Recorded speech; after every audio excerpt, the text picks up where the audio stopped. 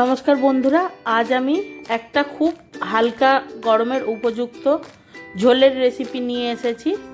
তো আজ আমি বানাবো কুমড়ো শাক দিয়ে এবং বিভিন্ন রকম সবজি দিয়ে রুই মাছের পাতলা ঝোল। তো আমি রান্নাটা কিভাবে করি তোমরা দেখতে থাকো এবং কি কি লাগছে সেটাও আমি দেখিয়ে দিচ্ছি, দেখতে থাকো। সবজির মধ্যে আমি নিয়েছি, দেখো এখানে আলু নিয়েছি, লম্বা লম্বা করে টুকরো করে কেটে নিয়েছি। এটা নিয়েছি পেঁপে, কিছুটা পরিমাণ পেঁপে নিয়েছি, সেটাও লম্বা লম্বা টুকরো করে কেটে নিয়েছি।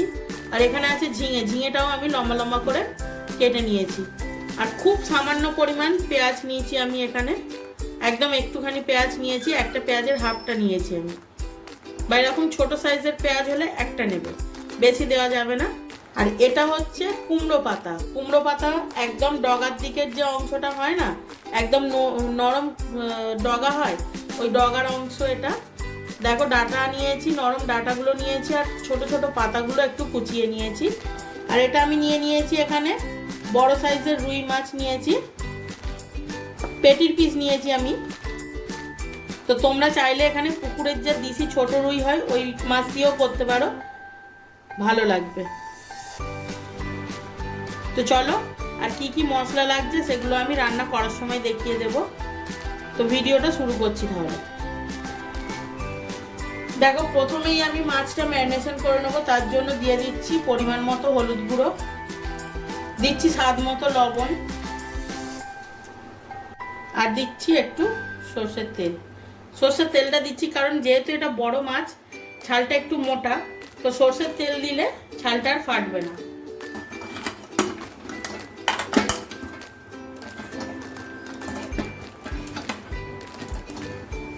অনেক সময় কি হয়, এইসব বড় মাছের ছাল যেহেতু মোটা, তেলের মধ্যে দিলে এই ছালগুলো কিন্তু ফাটে প্রচণ্ড পরিমাণে।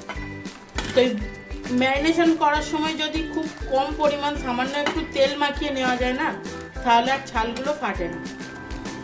তো আমি এখন মাছটা 5 মিনিটের জন্য রেস্টে রেখে দেব। কড়াইতে আমি 4 চামচ তেল দিয়েছিলাম, তেলটা আমার ভালোভাবে গরম হয়ে গেছে। এখন আমি একে একে মাছগুলো ছেড়ে দেবো।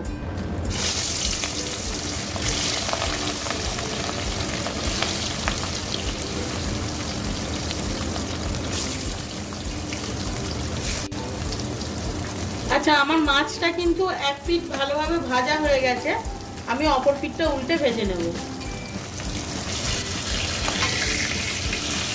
যেহেতু এটা মাছটা আমি ঝোল করব, তার জন্য কিন্তু খুব কড়া করে ভাজলে হবে না, বেশি লাল লাল করার দরকার নেই, এরকম হালকাভাবে ভাজলেই হবে।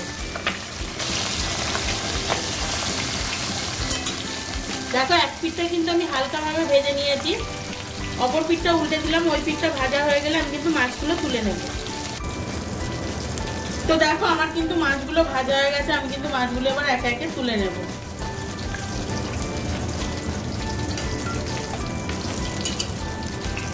আমি দেখো মাছগুলো কিন্তু খুব একটা লাল করে ভাজিনি, আবার খুব যে একদম হালকা সেরকমও ভাজিনি। তবে যেহেতু এটা ঝোলে দেওয়া হবে, তো খুব বেশি লাল করে ভাজলে কিন্তু মাছের টেস্টটা নষ্ট হয়ে যাবে।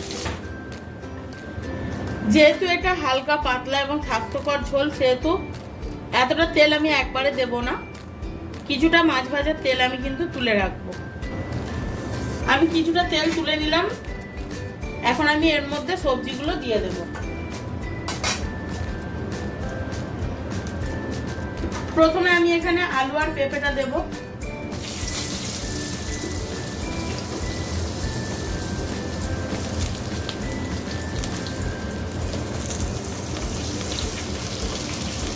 লবণ দিলাম একটু,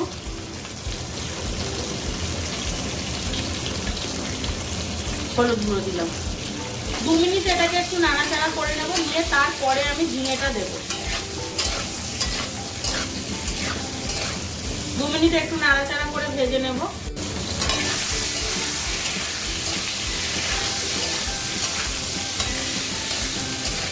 আমার কিন্তু 2 মিনিট নেড়ে চেড়ে ভাজা হয়ে গেছে। দেখো এগুলো একটু ভাজা ভাজা হয়ে গেছে। এখন আমি এর মধ্যে দিয়ে দেব ঝিঙে।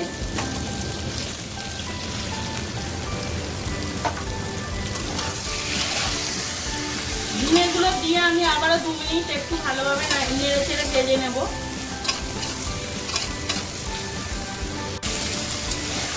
ঝিঙেগুলো 2 মিনিট নেড়ে চেড়ে ভাজা করে নিয়েছি। এখন আমি এর মধ্যে কুমড়ো শাকটা দিয়ে দেবো।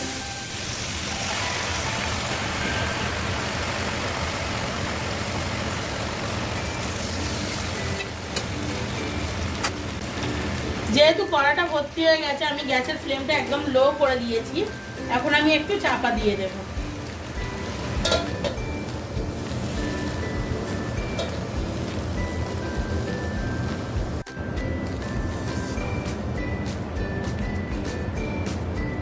দেখো শাকটা কতটা কমে গেছে। আমি কিন্তু জাস্ট 3 মিনিটের জন্য চাপা দিয়েছিলাম একদম লো ফ্লেমে।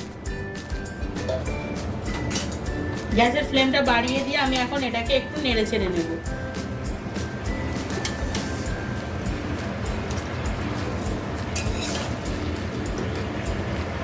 শাক থেকে অনেকটা জলও বেরিয়েছে।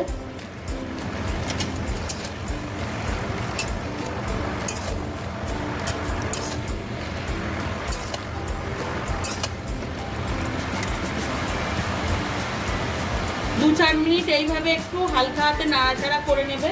নেওয়ার পর যখন দেখবে শাকটা অনেকটা কমে আসছে, তখন একে একে গুঁড়ো মশলাগুলো অ্যাড করবে। প্রথমে আমি দিয়ে দিচ্ছি স্বাদ মতো লবণ। যেহেতু সবজি ভাজার সময় একটুখানি দিয়েছিলাম, মাথায় রেখে লবণটা দিতে হবে। আর দিয়ে দিচ্ছি পরিমাণ মতো হলুদ। তবে যতটা পারবে হলুদটা কম দেওয়ার চেষ্টা করবে।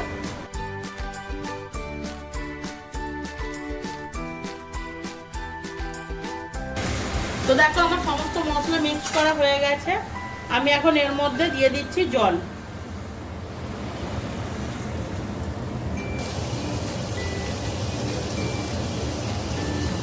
যেহেতু এটা পাতলা ঝোল হবে, তাই জলটা কিন্তু একটু বেশি পরিমাণ দিতে হবে, যাতে ঝোলটা ঠিকঠাকভাবে থাকে, কমে না যায়।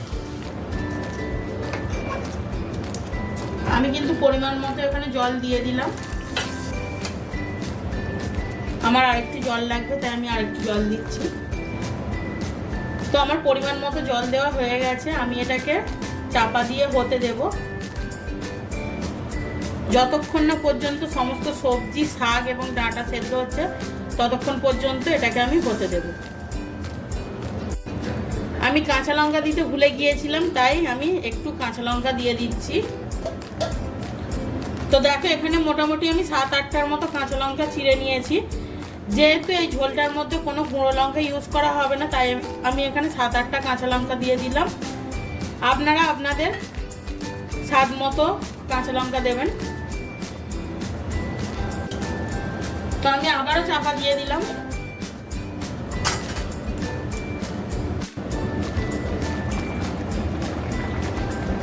তো আমার কিন্তু 10 মিনিট হয়ে গেছে। দেখো আমার কিন্তু সমস্ত সবজিগুলো ভালোভাবে সেদ্ধ হয়ে গেছে।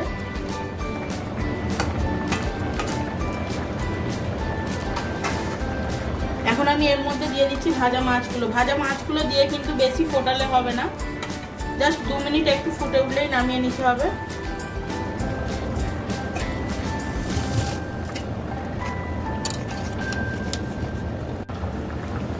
মাছটা দেওয়ার পর আমি 2 মিনিট এইভাবেই ফুটিয়ে নিয়েছি। এখন কিন্তু আমি গ্যাসটা অফ করে দেব। আমি মাছ ভাজার যে এক্সট্রা তেল তুলে রেখেছিলাম, সেই তেলটা কড়াইয়ের মধ্যে দিয়ে দিয়েছি ফোড়ন দেওয়ার জন্য। তো তেলটা দেওয়ার পর আমি ফোড়নে দিয়ে দিচ্ছি এখানে 5 ফোড়ন, কালো জিরে, একটা তেজপাতা আর 2টো শুকনো লঙ্কা।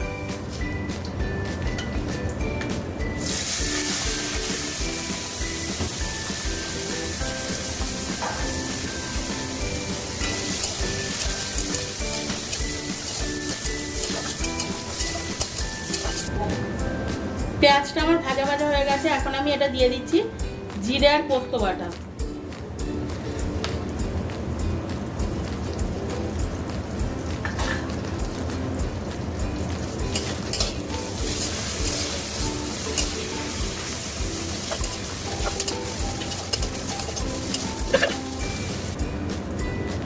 জিরে আর পোস্ত বাটাটা দিয়ে আমি 2 মিনিট একটু ভালোভাবে নেড়েচেড়ে কষিয়ে নিয়েছি। এখন আমি ঝোলটা দিয়ে দেবো।